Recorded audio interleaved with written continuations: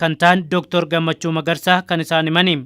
Seenaa Oromooti jedhamee Itoophiyaa keessatti kan katabame soba ta'uu isaati. In sobu. Kan du'u Oromoodha, kan geeraru, kan jagna ta'uu Orma. Kanaaf iyyuu Oromoon iddoo isaatii fi waan isaa malu argachuu qaba. Kan immoo kan inni argatu nama taa'ee eeguudhaan otoo hin taane waa'ee jagnoota isaa warra Itoophiyaa dhuma jedhan kanaayyuu ijaare. Adwaa irratti warra lole, achi deebii sagalee irratti warra lole, imbaaboo irratti warra lole. Duuluma biyya kana keessatti duulame keessatti dhibba keessaa yoo xiqqaate 80 Oromoodha kan duules kan mo'es. Uummanni Oromoo yeroo dheeraadhaaf eenyummaa fi seenaa isaa gaafachaa tureera. Seenaan dogongoraa hanga ammaatti seenaa biyyattii keessatti akka uummanni Oromoo ijaarsa biyya kanaa keessatti qooda tokko hin qabneetti ilaalamaa ture. Seenaa dogongoraa ta'uudha hayyuu seenaa fi barreessaa kitaaba eenyummaa fi seenaa Oromoo kan ta'an obbo Taabor Waamii kan himaniim. Eenyummaa isaatii fi seenaa isaa beekamuutu irra jira.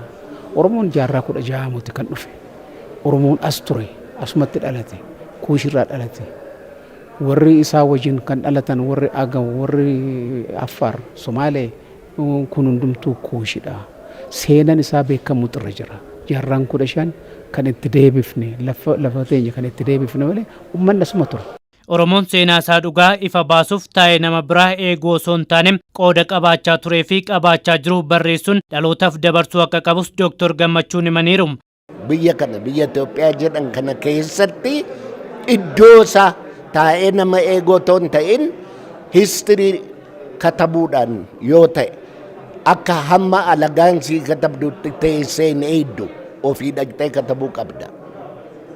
Aadaa kee ijaaruu yoo ta'e alagaatu dhufee naa ijaara jettee hin eegin si humatu gochuu qaba ka'ii godh.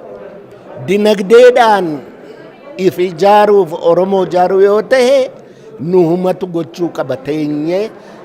Mootummaan ammaa kana nu godhuu didee waan hundaa akka waan mootummaan godhuu fakkeessuu hin qabnu. Ofii keenyaatti kaanee itti bobba'uu qabna. Waan dalagaa jirru irratti wal gargaaruun wal bira dhaabbachuudhaan seenaa dhugaa uummanni kun biyya kanaaf gumaachee ifa yoo baasne Oromiyaa fi Itoophiyaa sadarkaa Afrikaatti biyya seenaa guddoo qabdu taasisuu dandeenyan dubbatu Dr. Gammachuu Magarsaa. Wal gargaaruu immoo qabna. Inni xinnoo isa tokko caalu isa tattaafatu jabeessuu qaba. Akkas yoo ta'e Oromoon, Oromiyaanis, Itoophiyaanis biyya Afrikaa keessatti seenaa guddaa qabaachuu dandeessu taati. Kijibduutti seenaa Oromoo kijibdooleetti dhiisuu hin qabnani. Seenaan dogongoraa uummata Oromoon wal qabatee biyya kana keessatti katabamaa ture kun sirreeffamee barreeffamuuf seenaa dhugaa uummata kana barreessinee hubachiisuun akka nurraa eeggamus himameera. Seenaa dogoggoraan amma ammaatitti barreeffame kana hin sirreessa. Jaarraa 16 kan jedhamu kun hundumtuu dhiifamutu irra jira. Sabni hin beeka, namni kun hin beeka, beekaa fi abbaa lafaa abbaa biyyaa kana fuudhee raawwatee nama alaa dhufe godhee ofii abbaa biyyaa godhe han godhe kun tapha ijoolleetti hin beekama, wanni hundumtuu hin beekama.